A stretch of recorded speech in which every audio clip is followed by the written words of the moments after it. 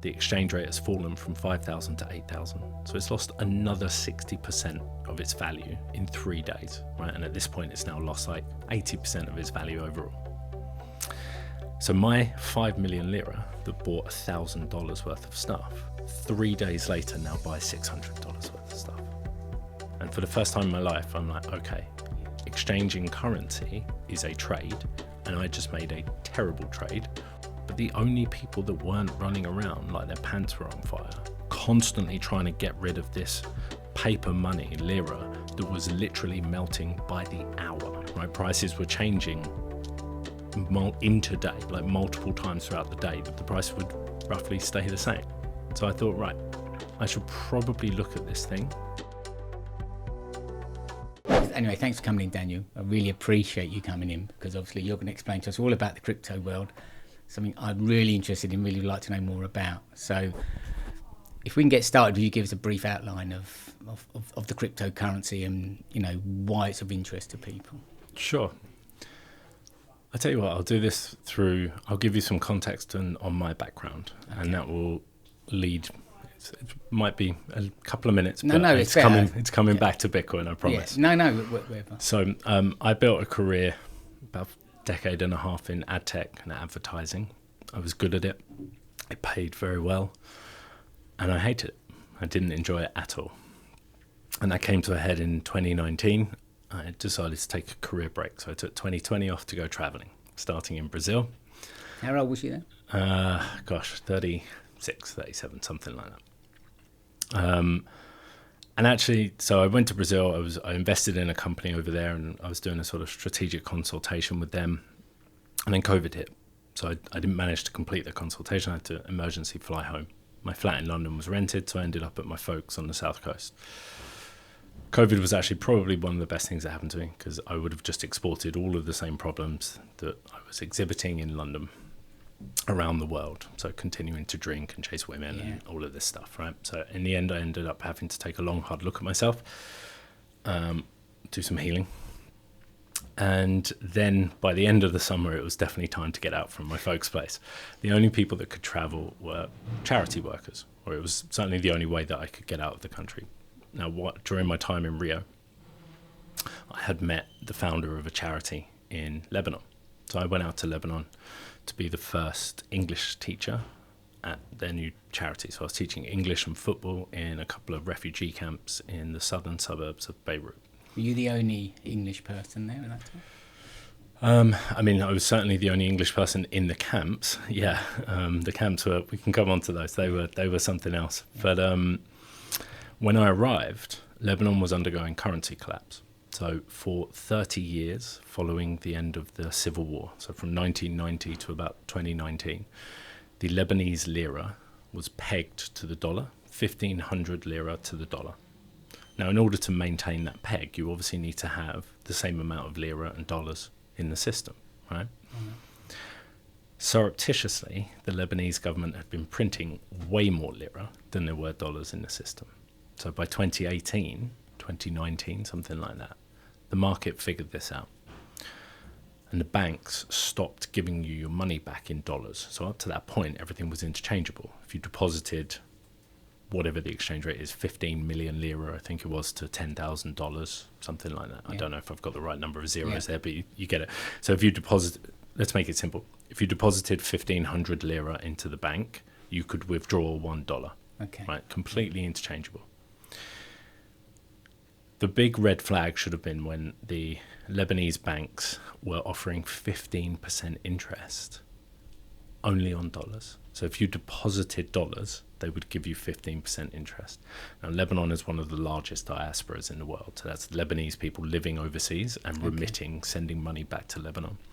So I know a chap that worked for Facebook in Dubai, put his life savings, $250,000, because he was getting 15%. Bear in mind, the rest of the world at this time is offering 0% interest, right? Yeah. So that's a huge red flag. Yeah. We will offer you 15% only on dollars. Yeah. Sounds like a Ponzi scheme, right? Yeah, so you're paying out the interest from the new depositors. Yeah. So eventually the market figured this out when they kept going to the banks, and the banks would only give them lira and not dollars. So they're clearly short of dollars. So then everyone wants dollars. So then in order to buy dollars on the black market, the rate fell from 1500 to 1510, 1520, 1550. By the time I arrived in late 2020, it had fallen to 5,000 to the dollar on the black market. So it's lost 70% of its value in like a year. I was staying in a hotel. They were still figuring out arbitrages, right? So I was paying in dollars at the official exchange rate. So I was paying like $150 to stay in this amazing hotel room a month. Oh, wow. A month, Gosh. right? And so I needed lira. And so I asked someone to set up an exchange on the black market. Right? It was like doing a drug deal. Guy has to come on a moped and all sorted out on WhatsApp. You've got to exchange envelopes, keep it low key, right? So it's a bit of a hassle. So I was like, just do $1,000 for 5 million lira. Everyone said this is a terrible idea, right? And I'm British and a man and stubborn, pretty set in my ways, right? I've been doing currency exchange for the last 25 years, going on holidays, right? But I don't see currency exchange as a trade, right? And it is a trade. You're essentially selling pounds to buy dollars. That's a trade. But we don't see it as a trade because although exchange rates fluctuate, they fluctuate relatively slowly for us, right? Yeah. So I said no. I want 5 million lira. So go ahead and do it. 3 days later, the exchange rate has fallen from 5,000 to 8,000. So it's lost another 60% of its value in 3 days, right? And at this point, it's now lost like 80% of its value overall. So my 5 million lira that bought $1,000 worth of stuff, 3 days later now buys $600 worth of stuff. And for the first time in my life, I'm like, okay, exchanging currency is a trade. And I just made a terrible trade, which, by the way, everyone, right? If you're a believer in God or the universe or whatever it is, everything kept trying to tell me, don't do this. Right? And instead of being curious and open-minded, I was stubborn and said no. And I found out pretty quickly, what is it? FAFO, F-A-F-O, right? So I found out pretty quickly. So I started to dive deeper into this thing, right? So I'd heard about Bitcoin 2012, 2015, 2017 during that bull run up to $20,000. My mum went to a lecture at the LSE in 2018, came back raving about Bitcoin. And I had made up a story in my mind, just dismissed it, right? So I dismissed it as, no, this is nonsense, right? Because I was fully bought into the idea. Like I did economics A-level, I tried to do an economics degree. Unfortunately, they cleverly disguised economics as maths, and my maths level topped out in A-level, so I couldn't do that. So I graduated in law and accountancy. So I was fully bought into the idea that only governments can control money. Now that's a century-old idea. Yeah, absolutely, right? That's it. We'll come back to that. So I dismissed this thing, and then once someone actually explained to me what it was, and I got it and I understood it, then I was like, well, this thing is way too disruptive. Like governments will never allow this. Right? You're essentially removing money from government's hand.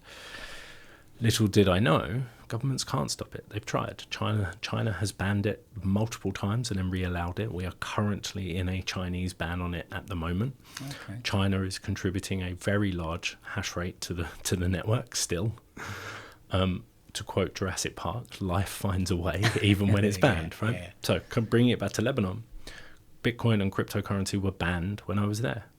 But the only people that weren't running around like their pants were on fire, constantly trying to get rid of this paper money, lira, that was literally melting by the hour, right? Prices were changing intraday, like multiple times throughout the day, the price would change up and down, right? Incredibly volatile in lira. In dollars, the price would roughly stay the same, right? So the only people that weren't, seriously running around like their pants were on fire were the people that had Bitcoin. So I thought, right, I should probably look at this thing, do a little bit of research on it. I was also confined to my hotel room for large periods. There were lockdowns.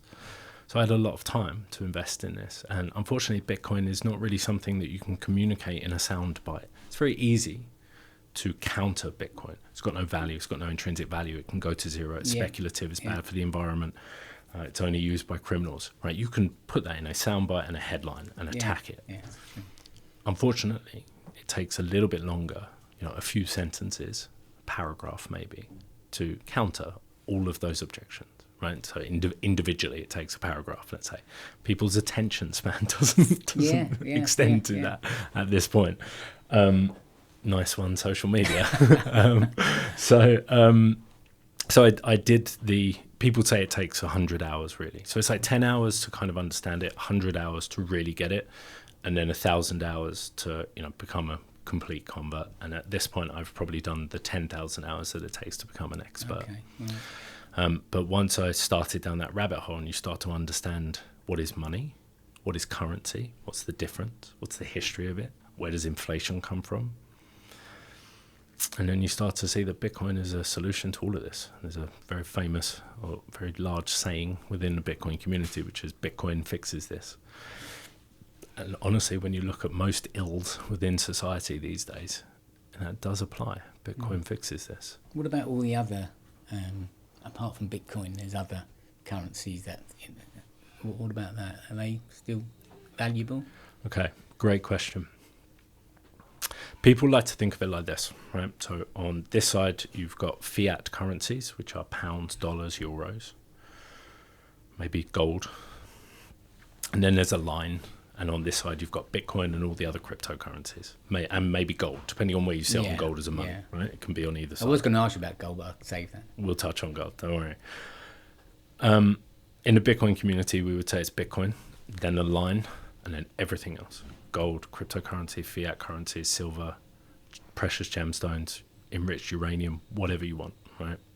Whatever you want to use as currency. And we've used shells, gemstones, silver, swords, shields, furs, right?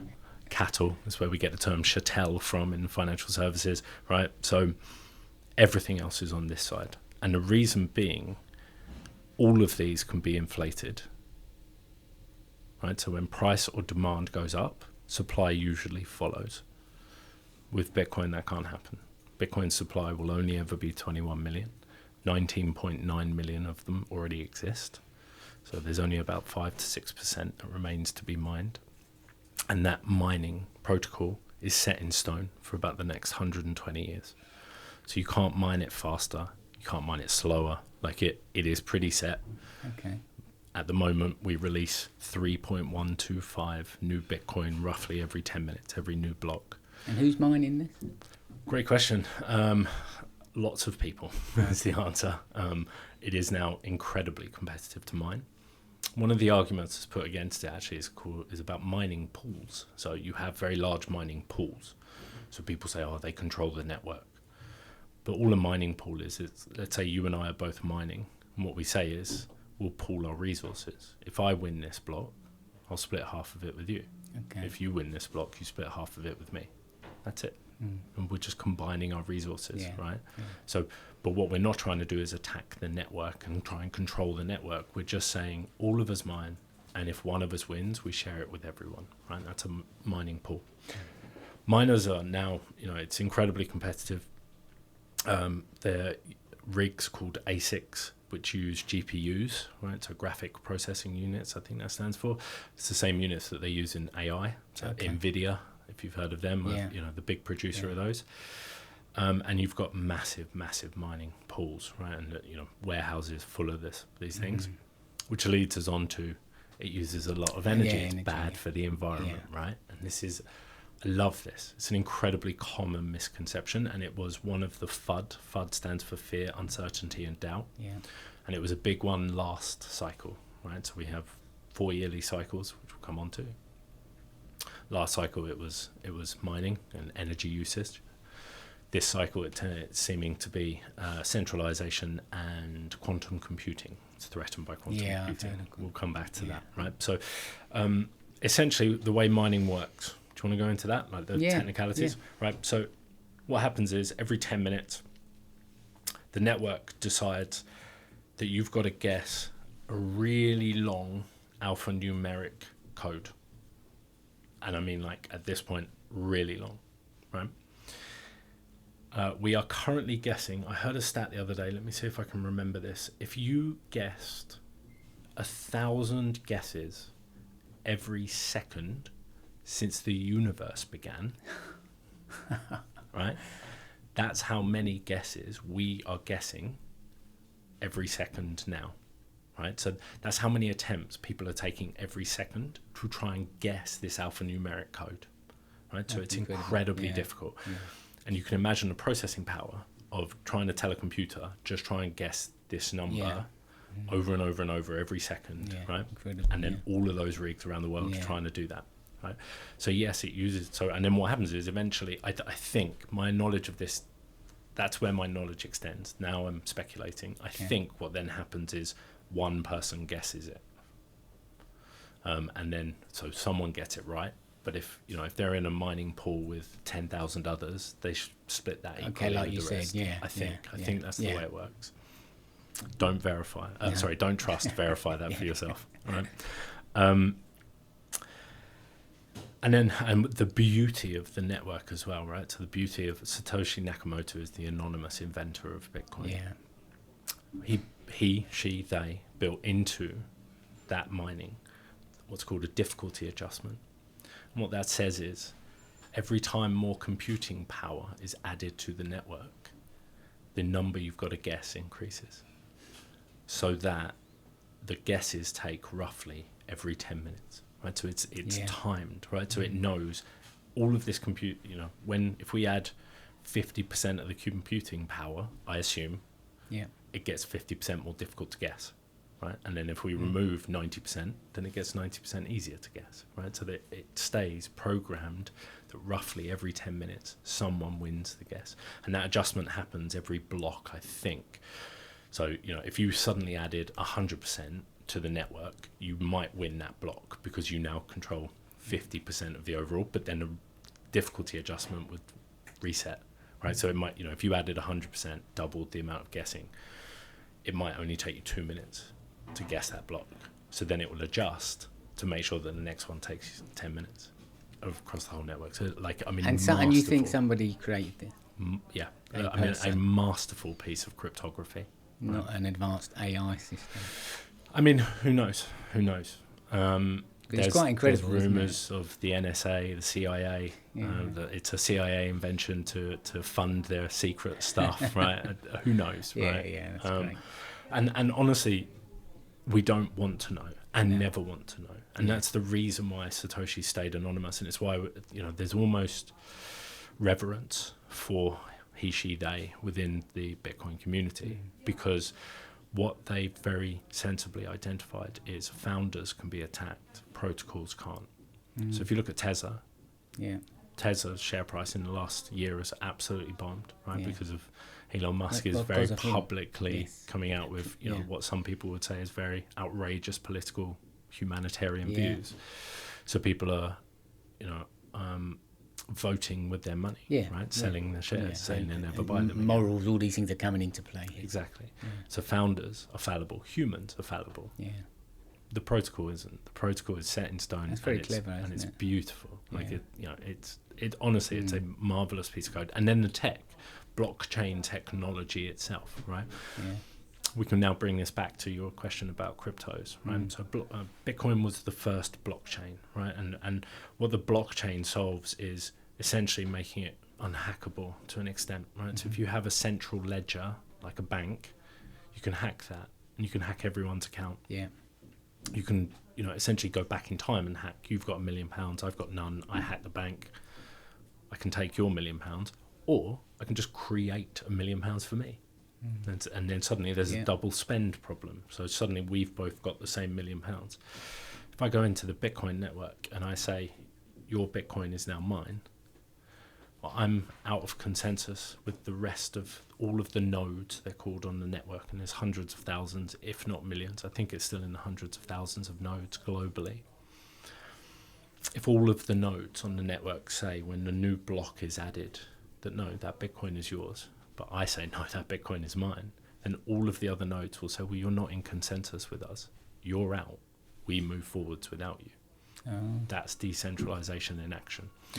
It incentivizes consensus, right? And human consensus, we have about a 10,000 year written history at this point. Human consensus is incredibly difficult to come by, right? So, but the way that is set up incentivizes everyone to have consensus, because the second you don't, you're out. Yeah. So if I say that transaction didn't happen, or I've got more, and it also means that it prevents the double spend problem, because there will only ever be 21 million. So I also can't just add one. I can't do Control C, Control V. I can't just copy one, right? Even though it's digital, I can't just copy it. So, bringing that back to Bitcoin versus crypto. It's a very long-winded way of getting back to this, but to my knowledge, there are some that exhibit the same properties as Bitcoin, right? In fact, there are copies, there are clones of Bitcoin, right? But they don't have the network effect. It would be like copying Facebook. You're not going to go and you're not going to move, jump ship. The way I like to think of this is, imagine you invented a new game of chess. It's exactly the same as chess. You just call it Bern's game, right? Yeah. The utility of that game is based on how many people play it, same as any other network in the world, right? So the utility of football is it's the most popular sport on the planet, other than in America, and even they are trying to co-opt it, right? And that utility is based on the amount of people that play it, the amount of people that watch it, right, etc. If you look at something like Swifties, Taylor Swift is, by human consensus, the most successful pop star in the world and possibly ever. And that's based on the network effect, the amount of people that like her, right? Your new game, Bern's game, which identifies exactly the same as chess, it's just chess with a new name. The utility of your game is going to be based on how many people use it. Yeah. If you're not differentiated from chess has got thousands of years of history at this point. Why are people going to jump ship? So it's the same with Bitcoin. You can copy the code. It's open source, and it has been copied. In 2017, there was a fork off the Bitcoin blockchain called Bitcoin Cash. I won't go into why, but at this point in time, Bitcoin now has a $2 trillion market cap. Bitcoin Cash has a 10 billion. They started at the same amount in 2017. Oh, okay. So human consensus has said, no, this is the one we want. Even though there is some people do. There's some people that use it, right? In the same way that human consensus for 10,000 years said, no, gold is the one we want. But some people use silver. China, very famously, to their detriment, right? So human consensus is a large part of this. So you can just copy Bitcoin, and some have. I only know of Bitcoin Cash. There's probably others. Most of other cryptos exhibit some form of centralization. So they have a founder, they have a company, they have a marketing team, they have a lobbying team, right? So in the example of XRP, they have a very large lobbying team that's lobbying the US government for them to become some kind of rails within the new digital assets framework, right? And let's, I want to be very clear, everything will move on to the blockchain eventually, right? So why would you not have an immutable, i.e. meaning it cannot be changed, chain of transactions, right? Why do we have pieces of paper with the land registry that we have to stamp every time and pay money to stamp, right? Every time a house changes owner, right? Why don't you just put that on the blockchain? And then there is a permanent, immutable record that you own this house until you give it to me. Stocks and shares, like the financial system, the financial rails, everything will move on to the blockchain. You think it will eventually? Within a decade. Like it's going to move real quick. I have some friends that work on Wall Street who have told me that all the young, smart, ambitious people are leaving Wall Street to set up Web 3.0 companies, so companies within the digital assets sphere within crypto. So it's happening. It will happen a lot quicker than we think. Things are happening quicker now, aren't they? Without a doubt. Well, that's the natural power law of technology, is that every time you get a new change in tech, it's based on, you're standing on the shoulders of giants, so it's based on all of the previous, right? So, how many years did it take us to get to carrier pigeon?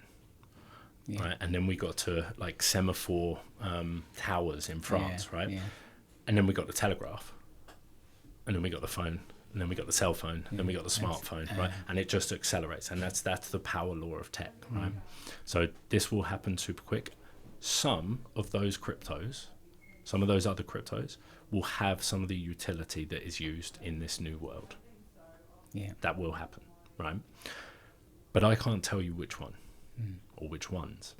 Some will. Some have some level of utility, and they're called layer ones. You've probably heard of them. Ethereum, Solana, Sui, right? XRP, I think, although I still don't get my head around XRP, but XRP bugs are telling me it's going to $500 a coin. My fear with something like XRP going to $500 a coin is there is nothing wrong with the founders turning around and saying, why don't we just make 100 million more, right? Or 1 million more. That's $500 million to us, right? And that's humans are the fail point, right? Whereas with Bitcoin, it's a protocol and it's running and it's decentralized. So the only one that I can say, personal opinion, not financial advice, with certainty in 20 years that it will still have value is Bitcoin. I had Peter Lane, who's the founder of Jacoby ETF, the first Bitcoin ETF in Europe, actually launched before the US ones. He was on my podcast recently and he said, if you want to trade something for 15 minutes, it's not Bitcoin. Do something else. Really? If you want to hold it for 15 years, it's Bitcoin. Okay. Right? So in the same way, if you think about 20 years, we've got the Mag 7 now, right? But 20 years ago, Apple were there, but they weren't that relevant. Pre-iPhone, they really weren't that relevant, right? Microsoft were there, but no one could have predicted what's coming. Nvidia, Tesla, I don't think even existed, but if it did, it was irrelevant. Nvidia did, but it was irrelevant. What the others, Netflix did, it was irrelevant. Yeah. Trying to think, what's the one I've missed? Anyway, right, you get the idea. Amazon, right? No one could have predicted where Amazon was 20 years ago, maybe 15, right? So it's very difficult to predict what's going to happen in 20 years, which is why we diversify, right? It's why as financial advisors, we don't just buy the Mag 7 because no one can predict the future. Yeah. The only certainty is uncertainty. So that's why we buy all of the shares, right? Because we know that then the ones that win help us to win, and the ones that don't, we move out of those and move into the ones that do, right? Rebalance. So 20 years from now, I can't tell you which cryptos are going to win, other than, again, in my opinion, not financial advice, I believe Bitcoin will win. Yeah. So, but 20 years ago, you couldn't have predicted the Mag 7 becoming the Mag 7, but you probably could have very safely predicted that gold would still be valuable. Yeah. And significantly valuable. Where does gold sit in all this? So gold was the first decentralized money that we ever had. We ran on a decentralized, non-governmental money for literally 10,000 years. Right? All money was backed by gold, or gold was, gold was what we exchanged with. Right? It was valuable, and it was valuable because it was scarce. It doesn't really do anything. I mean, before the advent of computers, it had absolutely zero utility. I mean, a tiny amount of utility within industry, and to date, still only about 15% of the gold on the planet is used in utility. What gold was used for was to store wealth as a store of value to carry economic energy into the future. And the reason we wore it as jewelry, right, wasn't to show off. It was because that was a very easy way of securing your stash, right? So if you were literally wearing your wealth on your arm, someone had to take your arm or take your life to take it, right? If you left it in your house, we didn't have alarms and ring doorbells and rule of law, right? So that's why we wore it as jewelry, was because it was incredibly scarce. Everyone wanted it, and when you had it, you knew that it would carry your economic energy into the future. And what I mean by people still feel like that, don't they? Yeah, absolutely. Look, gold is a good store of value, in my opinion. The issue is Bitcoin has improved on every aspect of it. Right. So there's 7 characteristics of good money. I'm not going to remember them all, but I remember some of them. Right. So it needs to be fungible. What that means is every piece of it needs to be the same as every other piece. Now, gold does that to an extent, but there are some qualities, right? There's 12 carat, 24 carat. It's also kind of difficult to prove. It needs to have provability, right? So it's difficult to prove that gold is gold and it's not just gold-plated copper, right? It needs to be portable. Gold is relatively portable in small quantities, but you want to move $100 million worth of gold, right? It's going to cost you about $10 million in terms of security and hiring a plane and blah, blah, blah. Yeah, right? absolutely. So there's certain characteristics of money, right, that make it good money. And gold meets all of them to an extent. But Bitcoin meets all of them perfectly. That's, it was built with those 7 in mind, right? It is fungible. Every piece of it is the same as every other piece, right? And it's infinitely divisible. One Bitcoin is divisible by 100 million units called sats. So 100 million sats equals 1 Bitcoin, in the same way 100 pence equals £1, right? So you can get down into micro payments. You can buy a pound of Bitcoin, which at this moment of recording is, I don't know, 1,200, 1,500 sats, something like that. Right? But I could send you 10 sats right now, right? So I could send you less than a penny's worth. So micro payments. Right? I think people need to understand that. I don't think people understand that. That's one of the arguments that, I've missed the boat. No, you haven't.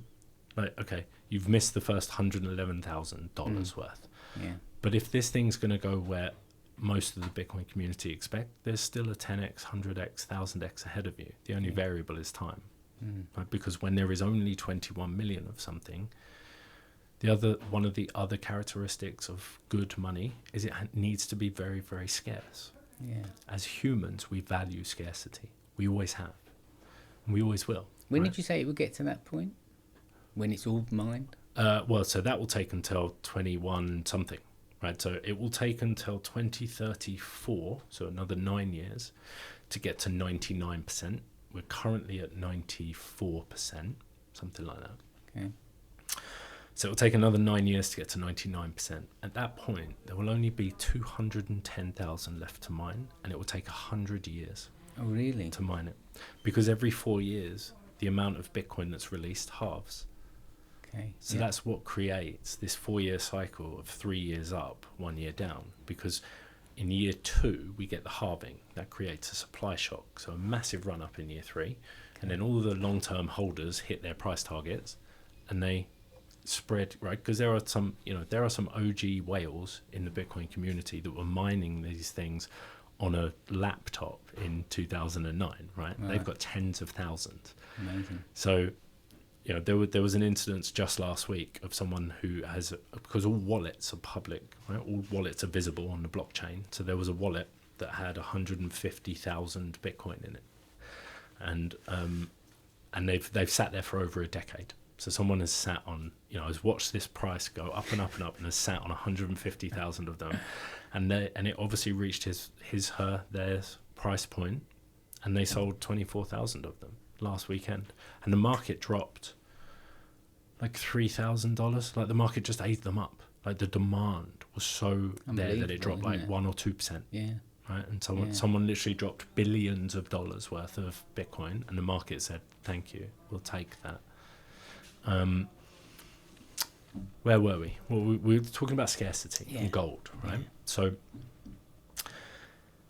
we've always needed money to be scarce, right? I'll give you a real world example of this. There's a island nation in, I don't know, I want to say like Indonesia, somewhere like that, right? I'm getting it wrong. So it's from the book, The Bitcoin Standard. Highly recommend people reading that. And they used to sail over to another island and mine rock into these discs, right? And these discs were various sizes. Some of them you could wear on your wrist, wear as a ring. Some of them were like the size of, I'm trying to think, like a paddling pool, right? And maybe bigger, right? And in weight, right? So these things are huge, right? They're obviously worth a lot, right?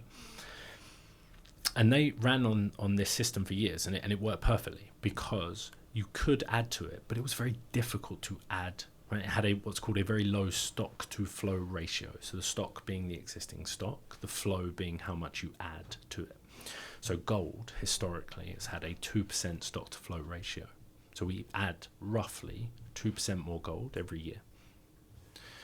And that's been fairly set for thousands of years, right? Side note, that's where Keynesian economists got their 2% inflation target from, right? Because what they said was gold has been inflated at 2% forever, and it's always maintained or gone up in value. So if we only inflate the monetary system by 2% a year, it should maintain its value. I don't know whether that would happen in reality, but what does happen in reality is humans are greedy, humans need money, governments in charge need money, either for nefarious means or, you know, natural disasters. You suddenly need liquidity, right? People need savings, so you print some money. You know, something happens and you need money, and we print more than 2%, so the value of it goes down.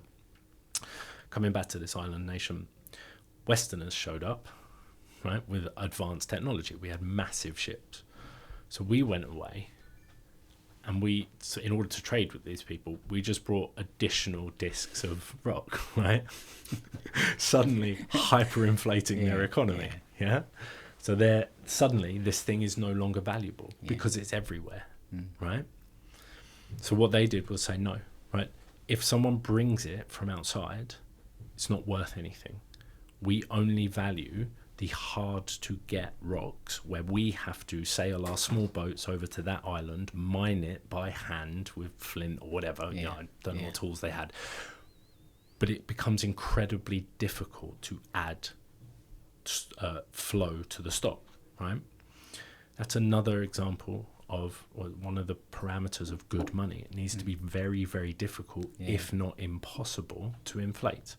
Because, okay, I'll give you another example. Is that what's happening with gold? Is gold getting harder and harder to mine? Well, so why is gold breaking to all-time highs, literally, as we talk, right? Because people have figured out that hard money and hard to get things are worth money, right? They're worth a lot, right? So even today, I think it was either, I read this on Twitter, again, don't trust, verify it. It was either Ray Dalio or Jamie Dimon. I think it was Ray Dalio has said gold and Bitcoin is a great hedge against monetary deflation and governmental debt. Okay, because the governments are now so in debt. There's really only two ways out of this. You default on your debt. That's not an option, right?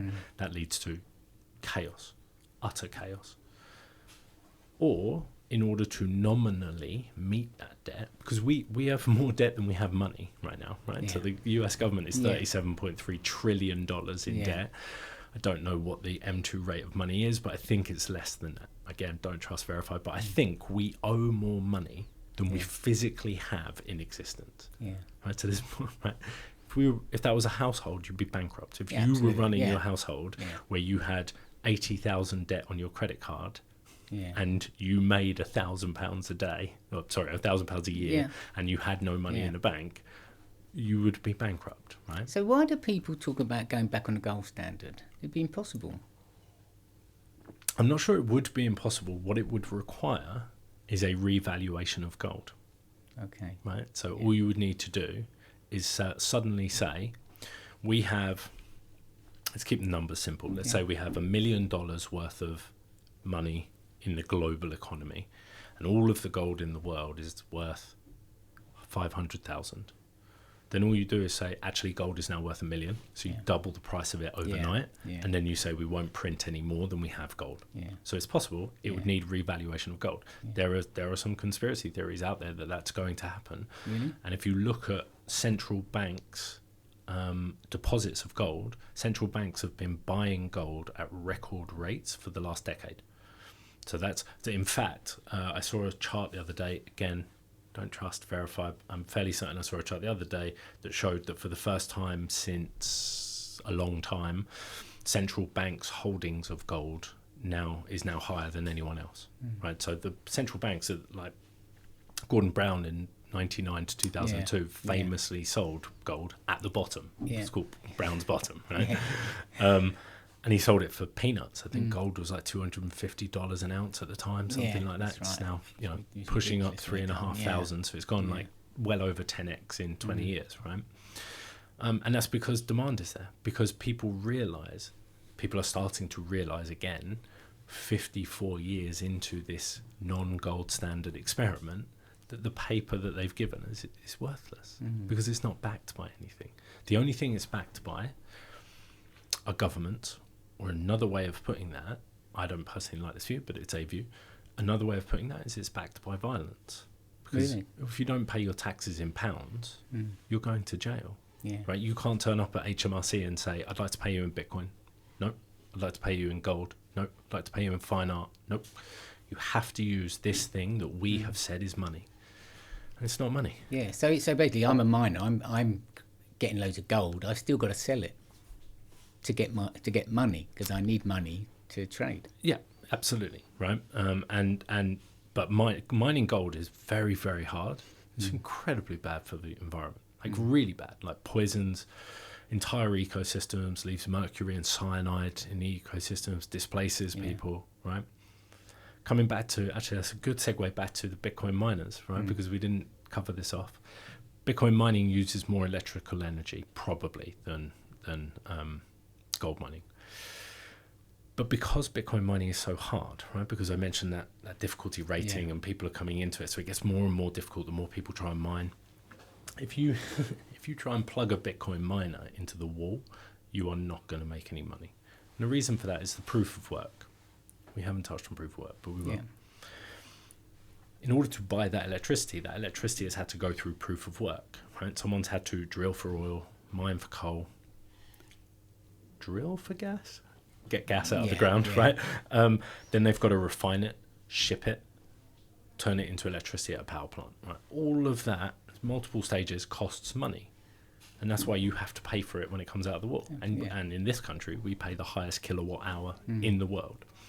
But even in the US, which is like, I think it's like 25% our cost. And even they're complaining about their energy costs, by the way. Right? But it's 25% of ours. Even there, you can't plug a miner into the wall and make money. It's too difficult. You need to go somewhere where the electricity is super cheap or free. And Bitcoin miners exist in a perfectly capital-free market world, right? They can take their miners anywhere in the world and say, I'd like to mine here. So what they do is they go to underutilized sustainable energy sources, right? So they go to solar farms in Texas. They go to hydroelectric dams in Bhutan. They go to El Salvador, I believe, is mining Bitcoin with volcanic energy. I have no idea how. Amazing. Right? Yeah. But what you do is you go to sustainable sources where the energy is literally free, and you say, look, you're only running at 50% capacity. Right? You, Mr. Wind Farm, you produce a ton of electricity overnight when the grid doesn't need it. And you just earth that. Right? In the UK, we pay wind farms billions every year to just curtail energy because it produces energy when we don't need it. Really? I didn't understand. Yeah, like you and I as taxpayers are paying energy companies to turn off power or to earth power, right? And we wonder why our energy prices are so high. Whereas what a Bitcoin miner will do is come and say, no, run at 100%, prioritize the grid. When the grid needs it, take it. When the grid doesn't, keep running and just run a Bitcoin miner, and I'll share the profit with you, right? So Cambridge University released a study in April this year that showed over 50% of the Bitcoin network now comes from emissionless sources. So that's sustainable and nuclear. And it is less emission intensive than all other global major industries. And I put this on LinkedIn the other day, and someone posted underneath it, I'm not sure it's fair to compare it to all global industries. And all I thought was, why not? Because whichever one you want to compare it to is contained within all. So if you want to compare it to traditional finance, gold mining, car production, right, microphone production, whatever you want to compare it to, absolutely. It's less pollutive than all of them. So it's a common misconception. Keep that secret. So scarce, right? So Bitcoin is scarce because it's really, really difficult to get hold of. Yeah. Gold is scarce and valuable to us because it's incredibly difficult to get hold of, right? The only thing that I think that is comparable to Bitcoin is art by deceased artists, right? So Rembrandt, Van Gogh, these guys are never producing more art, right? It's impossible. So let's say you have 3 Rembrandts and they're worth 3 million total, right? But let's now say you find a hoard or a stash with 50 other Rembrandts. How much are those original 3 worth? Less, right? Has to be. Yeah. So when you start adding more stock to existing stock, the value goes down. Yeah. So scarcity is valuable. I'll give you another example. Why are the top Premier League footballers paid 500,000 a week? Absolutely, and yeah. most footballers have a 3 or 4 year career and earn, like the majority globally, Yeah. right, and earn nothing. Yeah. Right? It's because when you start to differentiate yourself to the point where you are one of 10 people globally that can do what you do, you differentiate yourself. You are scarce. You offer a very scarce skill. Yeah. That's why the top lawyers are paid what they are, top bankers. I mean, ignore, old boy networks or whatever, right? But assume that you have a skill that is super scarce. You earn a fortune. You produce value that is super scarce. You invent Facebook. You invent Amazon, right? You invent Tesla, right? You have a skill and a value that is incredibly scarce, and so value flows to you. That's the natural Pareto law, which is that 20% of people end up with 80% of the value. It's almost an immutable law. It's happened throughout history. But if you add value and you create scarcity, you will be rewarded for that, because we reward scarcity. Bitcoin is the only thing, other than, say, right, people counter the dead artists thing by saying there will always be more dead artists, right? Tracy Emin is going to die, Damien Hirst is going to die. But if you take a single dead artist like Rembrandt, he is never producing any more art. So Bitcoin and art by Rembrandt and Van Gogh are, in theory, perfectly finite. Everything else can be inflated. That's why Bitcoin should sit on its own. Yeah. It's interesting. So as a family business, being very clever and having a skill, that just dies with you, doesn't it?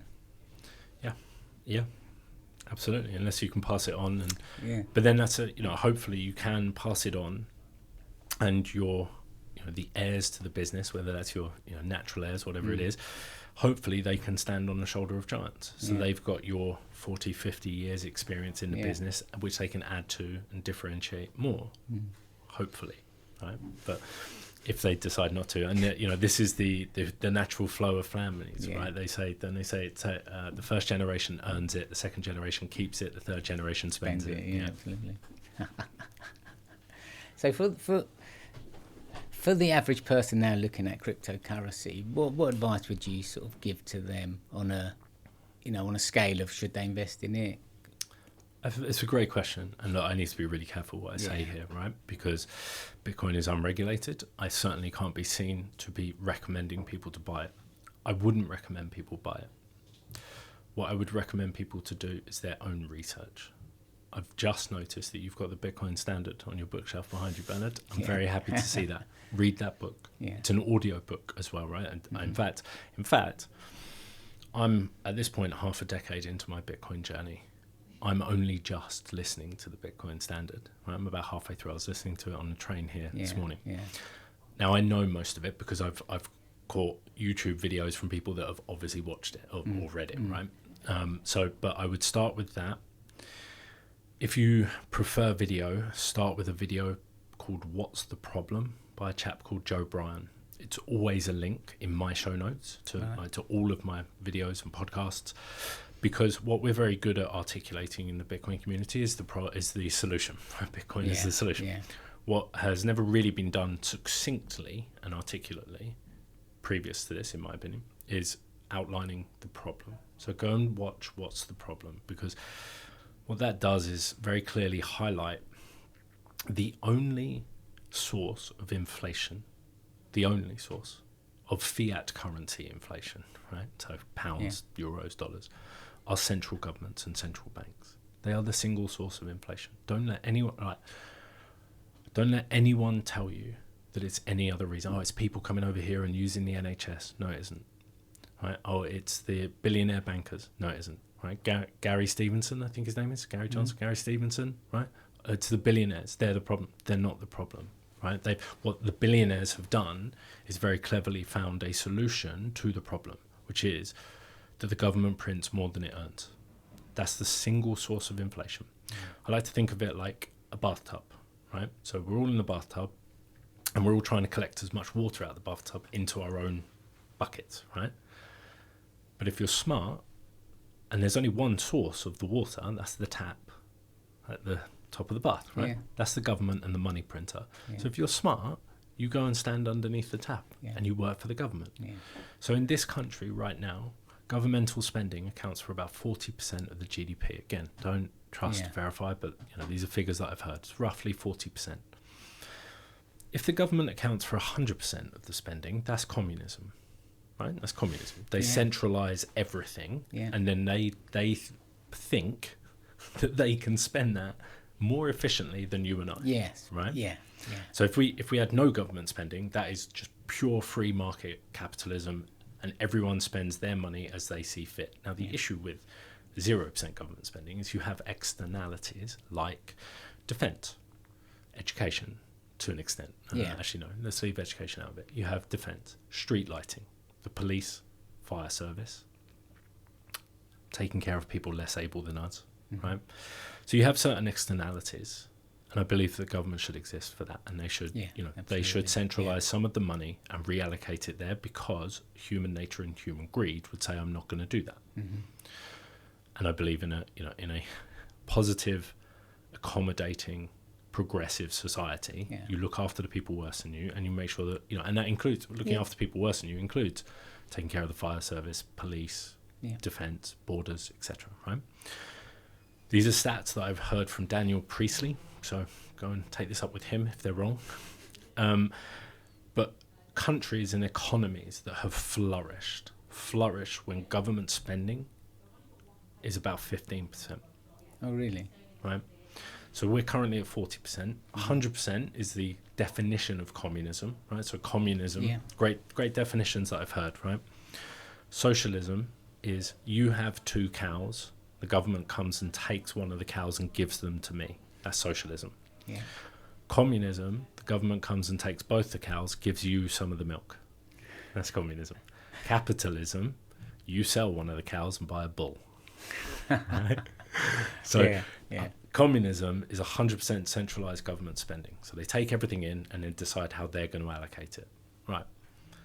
99%? Is that still communism? If you get to spend 1% of the capital that you create? 2%? 3%? Where is your limit on that? Right? Now, in my opinion, 40% is way too high. Right? It's too easy to say this, but let's assume... Where's America on that? I think they're lower, but I think they're higher than 15%. Okay. I think they're lower than us. I think we're one of the highest in sort of Western democracies, right? I think we're one of the highest. Again, don't. No, that's really interesting. That's an interesting statistic. So essentially, the problem is governments are deciding that they know how to reallocate 40% of all the money that the country generates every year. The issue is they don't limit it to that 40%, or that 40% isn't limited to their tax revenue, I think, right? So they spend more than they earn. So even though they spend 40%, maybe only, I don't know, but let's say 30% of that is actually raised through taxation. The other 10% is printed. That distorts price signals, right? So people know there's more money in the system, but they don't know where it is. I'll give an example of this. Let's say you're playing a game of Monopoly, right? Every time you pass go, you get £200. Now let's say every time you pass go, that doubles. So you get 200, then you get 400, then you get 800, 16, 32, etc., right? What do you think happens to the house prices on that board very quickly? They're going to go up right, really quickly. Why are they going to go up? Because you know that there's more money coming into the system. So why wouldn't you buy it? You need to buy it as quickly as possible because you know that the next person's going to have to pay can I swear on this? A shit ton more than you are because now there's way more money in the system, right? It almost happened in the 70s. That's the society we live in. That's what we live under. We know that there's more money coming in. We don't see it as more money coming in. We see it as inflation. But that's all inflation is. It's the government spending more than they take.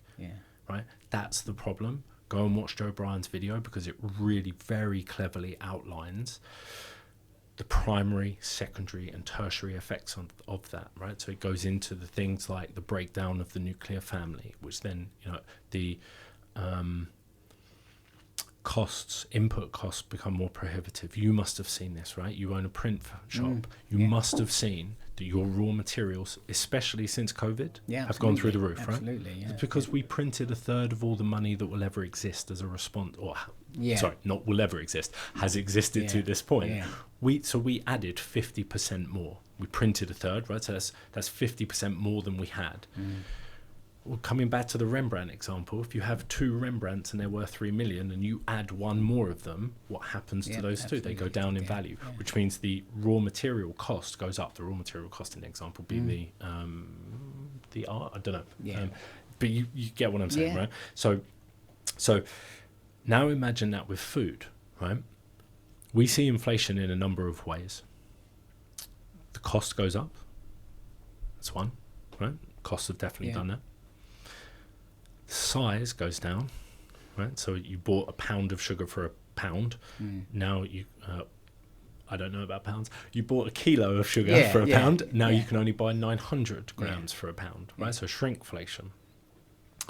But the third option for inflation is to reduce the quality of the input, right? So to quote Joe Bryan, we start to see more and more industrialized sludge go into our food, right? Food companies' reaction to COVID, right? Because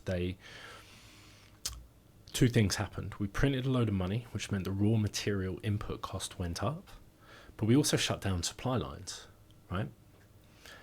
So all of the food companies, the most expensive parts of food are the perishable parts, the bits that are actually food, right? The dairy, the vegetables, right? The bits that are actually food, they go off, they're perishable. So when your supply lines are shut down, all your food goes off. So you need shelf life. You need it to be able to survive the transport, and you need it to be able to sit on a shelf for months without it going off. So you add more and more industrialized sludge. I love there's great examples on the internet of like people saying, I ate that when I was younger and I was fine, I didn't get fat. It's like, no, you didn't, right? In the year 2000 or something, 1990 maybe, you went into McDonald's and you bought potatoes that were cooked in beef tallow. And that's it. Those were the only 2 ingredients. If you look at the list of ingredients on McDonald's fries now, it's like 40 ingredients. Really? Right? It's insane. And then it's fried in seed oils. It's fried in vegetable oil because vegetable oil is incredibly cheap. Vegetable oil has absolutely no reason to be in the human body. It's engine oil, right? Yeah, they do marketed. that. If you want to prove this, do this at home. This is a great experiment. Margarine is essentially solid vegetable oil. Put some margarine out on a dish and some butter out on a dish in your kitchen. Come back to it 3 days later. Butter is covered in flies. Flies eat shit, by the way, right? They eat literal shit. The butter is covered in flies. They won't touch margarine because it's not fit for human consumption. Yeah, that's what we fry everything in now. We've been told that's a good idea. It's not a good idea. It's just super cheap. We've had to reduce the input costs. So they try and tell us it's good for us. This man-made material that once you superheat it creates so many inflammatory things for the body. Sorry, I'm going off on one now, right? No, but these are the secondary and tertiary effects of when the money goes down in value. You've got to try and find some ways of optimizing profit. Absolutely, right? So we get industrial size. I've got a real world example of this actually. When we've always had cats. Growing up, my cats couldn't get enough of ice cream. Wanted it, right? If I was eating ice cream, they wanted it, you put it out and they'd lick it. They still take butter because it's really hard to. Right, the reason why butter and eggs have gone up in price so much in the last 5 years is because you can't mess with them. Right? There's one ingredient in butter and there's one ingredient in eggs, and they're both very perishable. So my cats will still want butter off my finger. Ice cream, right? Even what you would consider to be high quality ice cream like Häagen-Dazs, don't want it. One sniff of it. So there's clearly no dairy in it, right? There's no milk in there. There's nothing in there that a cat would eat. Right? So these are the secondary. These are the effects of it. Right. These are the downstream effects of just money printing. And this is all really cleverly explained in Joe Bryan's video. He does it a much better version of me. No, it's really interesting. It leads to the loss of the nuclear family, right? In between the Second World War and 1971, we basically had no capital control. So as a result of the Great Depression in 1929, is that America brought in forms of capital control in terms of, like, they tried to control prices. They tried to control the prices that farmers could sell their goods at. And it just led to like two things, like shortages, and it just extended the depression, right? Yeah. As soon as the market in aggregate will figure out what it wants, right? And in a free market, prices are information.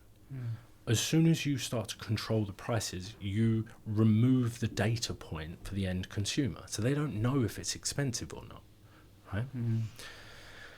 And that prolonged the depression right into, I mean, the only thing that brought us out of the depression was the Second World War, right? So, the killing of dozens of millions of people globally is the only thing that brought us out. And then they removed all price controls, and the US went into this like 20-year boom, right? They did, Where one person had to work. Like on a middle class salary, you could raise a family of 3-4 kids. You could live in a detached home. Probably had 2 cars, certainly one.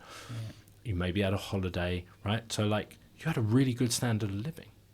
You were home to eat with the family every night. There wasn't this grind culture of, do more and competitiveness, right? And then we came off the gold standard in 1971. And then suddenly, and like, there's conspiracy theories about women's lib and, how that was actually a way of just getting women into the workforce because we suddenly needed dual family working parents, right? So now we've outsourced the raising of children to other people, the state, essentially, right? And we've got the breakdown of the nuclear family, right? And there's knock-on effects from that. So like raising crime rates, raising, whatever you want to look at, right? It's incredibly expensive to raise children. So people are having children later, right? People are having children in their late 30s, early 40s. People aren't buying homes until their late 30s or early 40s. And even then, it's probably with the help of bank of mum and dad. So it creates this short-term live for the moment view because you're like, well, I'm never going to be able to buy a house. So what's the point? You hear that so much now, don't you? What's the point? I'll fuck it, I'll go to Ibiza every year. What's the point in saving? My money is melting. So I'm never going to be able to afford a house. I'm never going to be able to afford children. So I live for today, hedonistic lifestyle. What's the point in putting down roots? So these are all the primary, tertiary, secondary, tertiary, downstream result of just printing money. You also have a total misallocation of capital, right? How many people work in middle management in the NHS? Could they be doing something productive for society? How bloated is the civil service? I would imagine, I don't know. I would imagine very, right? Because, and if all of those people have to go out and find and add real value into the economy, produce something that people want to buy, right? By the way, I'm relatively apolitical. There isn't a single political party in the world that represents my views, right? I have very different left and right views depending on the thing, right? So fiscally conservative, socially a lefty, right? So it's very difficult. So I'm not knocking this government because they are this government, but I am knocking this government for the fact that none of them have ever done anything other than be career politicians, apart from what Keir Starmer is, he was a lawyer, right? But none of them have run a business. None of them have had to wake up at night thinking, how the hell do I pay people next month? Right? I've got no money. How do I generate sales? How do I do outbound marketing, PR, blah, blah, blah, right? None of them have ever had to create value and then have someone pay you for that.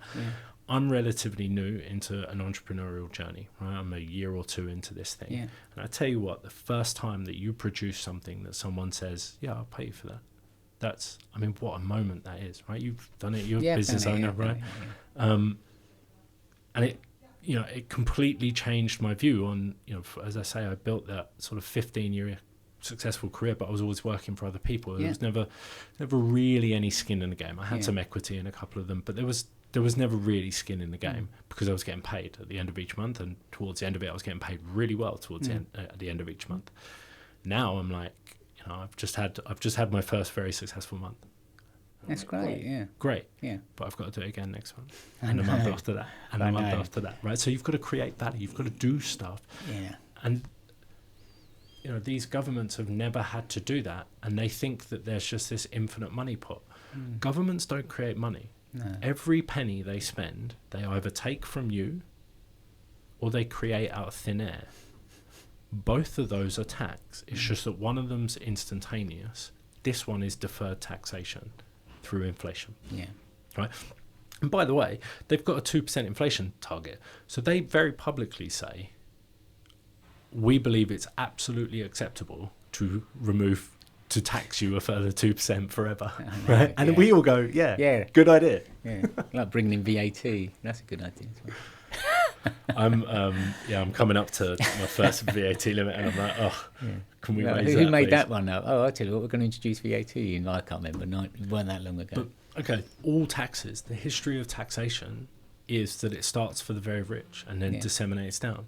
Income tax was started on the very, very wealthy, and it was to finance a war. Right back pre-1914, the only way you could finance war was by taxation or by your gold reserves. So you either had to have it in the bank or you had to tax your populace. Taxing your populace for defense, really easy. Taxing your populace for offense, really difficult. Really difficult, right? So fast forward to 1914. This is really interesting. Do we have time for this? Yeah, absolutely. Right? Yeah, of course. So we had a really prosperous, the 1800s were really prosperous on the gold standard. Pretty much globally, prices went down. Your money was both a unit of exchange and store of value, because we were in a deflationary environment. So what that meant was, if you got paid £1 for a day's work today, a year from now it bought you more than £1's worth. So you didn't have to spend it immediately, convert it into something. You could just keep it and it would go up in value. So it was both unit of exchange, store of value, like gold, like Bitcoin, right? Prices went down, productivity went up. We had a really great living standard. What that meant was there was actually very few global skirmishes. There was very few wars, right? We had like the American Civil War. I think Japan and Russia had a bit of a skirmish in the late 1890s, but there wasn't that much war. I think there was Napoleon. I think was earlier in that century, but there wasn't that much compared to today, right? So what happened was we actually had almost no war. Other than a bit of a skirmish between Russia and Japan in the 1890s, we had almost no war between 1870s, the American Civil War, and the First World War. Generals always turn up to the next war and fight the previous, or attempt to fight the previous war, right? In that 50-year period, we had a massive improvement in the machinations of war, specifically the machine gun, right? So we all turned up to the First World War, and everyone thought it would be done by Christmas, right? It started in September, August, I think, something like that. And everyone thought it would be done by Christmas. And we turned up, I think even at the beginning, in our bright red uniforms, right? And we marched towards the opposition in a line like we'd always done, right? But now we've got machine guns. And everyone went, shit, this is a really bad idea. Like, we're losing a lot of people. Dig holes in the floor. Yeah. Right? Yeah. So Christmas comes and goes, and we are broke. Like, we're broke. We've depleted all our gold reserves. We've got no money. We can't tax the populace because no one's up for it. So we came off the gold standard. That's when, France, UK, Germany all just came off the gold standard in 1914. That's how we funded the First World War. That is the start of the forever wars. So we all just came off the gold standard, borrowed loads of money off the US. I mean, the US was the biggest winner of both of the world wars, financed both sides, couldn't lose, right? Yeah. And so that's how we ended up having a 5-year war, making marginal gains back and forth for years, losing millions of young men, because we were basically able to print nominally meet the costs at the expense of inflation, which caused the roaring 20s, rampant inflation, rampant asset price inflation. Every asset bubble, every debt comes home to roost. So then we get the 1930s. Then we do the whole thing again, right? Germany, by the way, real world example of those primary, secondary, tertiary forces I was talking about. Germany's response right? The victors always hold the losers responsible. Germany were made to pay reparations. Germany's response for their reparations was just to print the Weimar, right? And just printed and printed and printed to the point where it became worthless. There's a very famous example of someone in the with a wheelbarrow full of money gets robbed for the wheelbarrow, right? But the secondary and tertiary effects of that, Berlin in the 1930s, prior to Hitler coming to power, was apparently an absolute cesspit, like an absolute cesspit of, like drugs, prostitution, just this total hedonistic live for today mentality, because there is no future, because there's no money. Your money is melting, right? And then, since 1914, there has always been war. Like, I don't think there's ever been a period of peace globally. No, I don't think. I think you're right. Yeah. Like the US has, I don't know if they did have war in the 30s, but we had, World War 40s, Korea 50s, Vietnam 60s and 70s, Afghanistan 80s, which was surreptitious, but they were essentially fighting the Cold War globally against communist Russia. 90s, Iraq, 2010s, Afghanistan and Iraq. And now, and still. Because they can be funded, because basically we're not linked to anything. Why did America come off the gold standard originally? So what happened was, we came off the gold standard in 1914, and then we had the Bretton Woods Agreement, which I believe is, I'm testing my knowledge here. I think it's in the 20s or 30s, I can't remember. But that's where essentially all of the other countries said, we will peg. So prior to 1971, we didn't actually have floating exchange rates. We had pegged exchange rates because the dollar was still on the gold standard. So de facto, the world was essentially on the gold standard, because what happened was America said, send us all your gold. We'll keep the dollar on the gold standard. Actually, this must have been around 1933, because this is when the US confiscated everyone's gold. So in 1933, they said it is illegal for retail, for you and I to own gold. And the fine was either $10,000 or 10 years in jail, right? $10,000 just for owning it, just for owning gold, just for not handing it in. So they centralized all the gold. Another way of calling that is a bail-in, right? Another way of describing that is authoritarian overreach. That's socialism, right? That's communism, as I described in that example. They take both your cows, and so they take both your cows, the gold, and they give you some milk. They give you paper money, right? So in 1933, the US centralized all the gold, stole all the gold off, and and it was illegal for people to own gold right up until, I think, in the 70s or 80s. So that remained in place for a long time. And then in theory, the US should only have printed the amount of dollars that it had gold, right? But in 1971, with the Vietnam War going strong, right? France smelled a rat and said, look, there should be no way that you should be able to maintain this war effort given the amount of gold that you have and the amount of dollars you have. We smell a rat. So France sent a warship to New York and said, we want our gold back. Right? Really? Yeah. And Nixon turned around and said, no. Just like that. Just like that. He said no, went on TV and said, as of today, we will no longer, because cash up to that point was a bearer instrument, still is a bearer instrument, right? So if you hold it, you own it.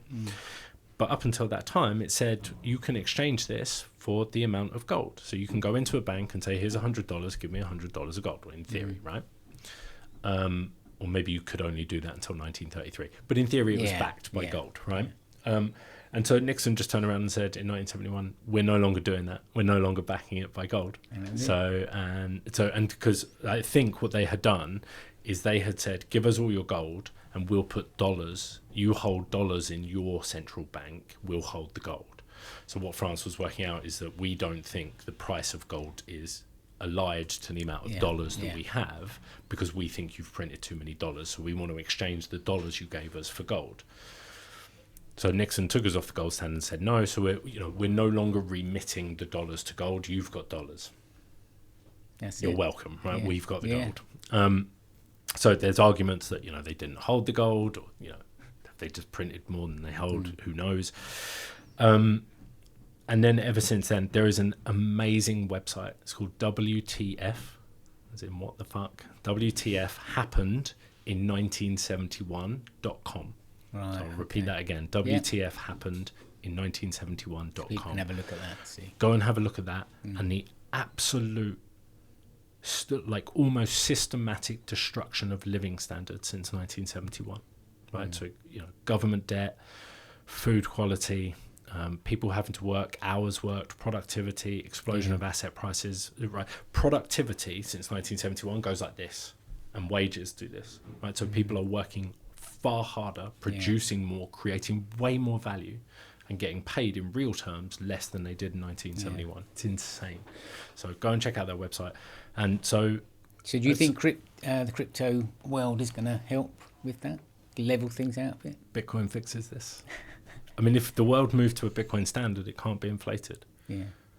And in essentially a deflationary environment, you hold on to things. You don't spend. Yeah. There isn't this wanton capitalism, but you spend when you need to, and you spend on value, right? You don't.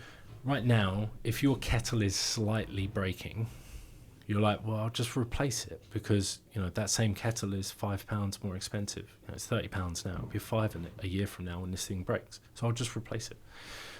But in a deflationary environment, if you know that the kettle costs £30, but a year from now, the £30 worth of Bitcoin that you hold is going to be worth £40 worth of Bitcoin. Let's say, right? So let's say it costs one Bitcoin. A year from now, it might cost 0.9 Bitcoin.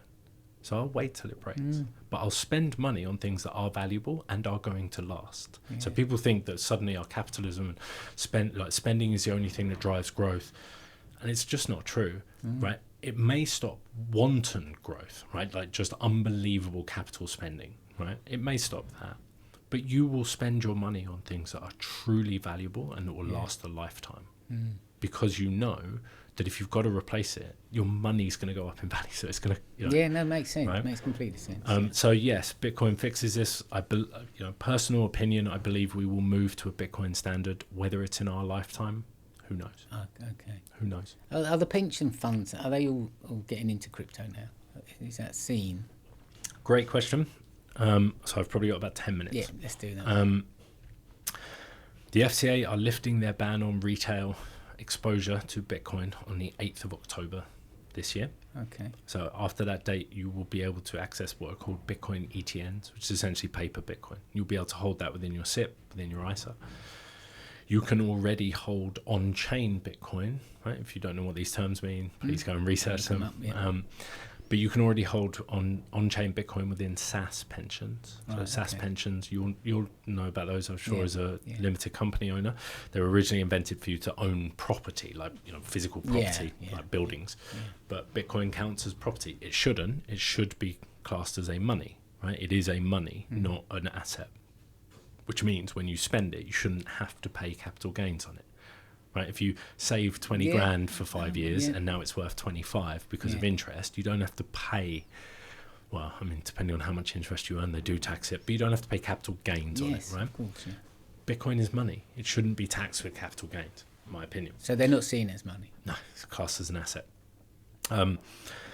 So you can currently hold it within a pension, within SAS pension, on-chain. You will be able to hold paper Bitcoin, as in ETNs, post 8th of October within a SIP and an ISA.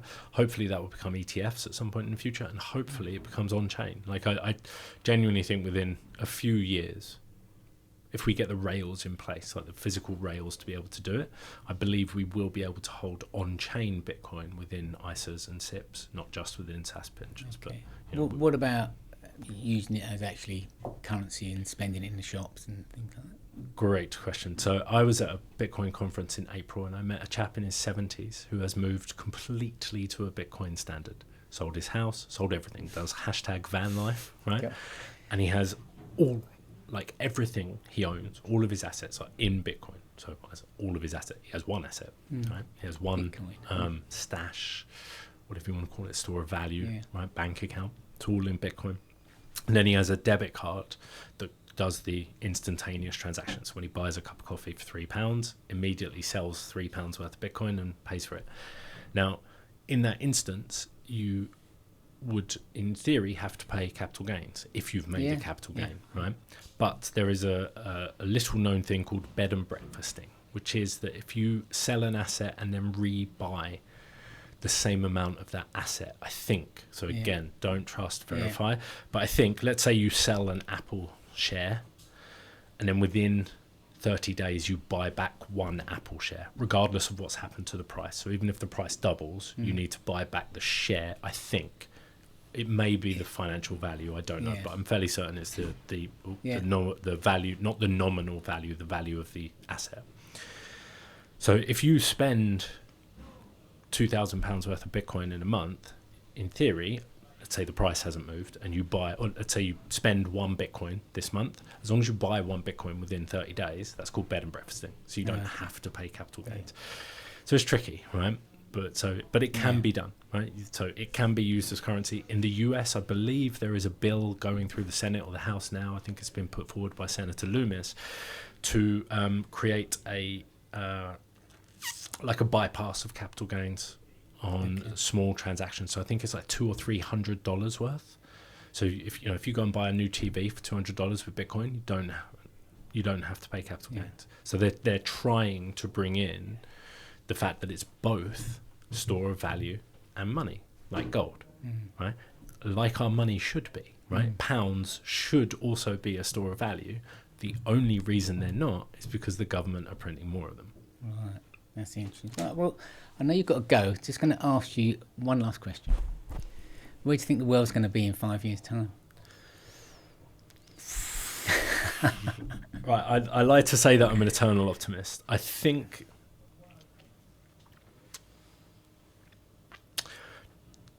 you mean human society rather than the planet, right? Because the planet will be fine. The planet will always figure itself out, right? Just depending on what we do to it, it might take a while, right? On what you've told us today. Yeah, okay. I'm an eternal optimist, yet I fear it gets a lot worse before it gets better. Right? Okay. As I say, the chickens always come home to roost on debt. The government has to meet its debt obligations some way. It's not going to default. That causes chaos. It will either print its way there, which means rampant inflation, which means hard assets like gold and Bitcoin will do very well. Or, in a more dystopian way, what they'll do is come for unrealized gains.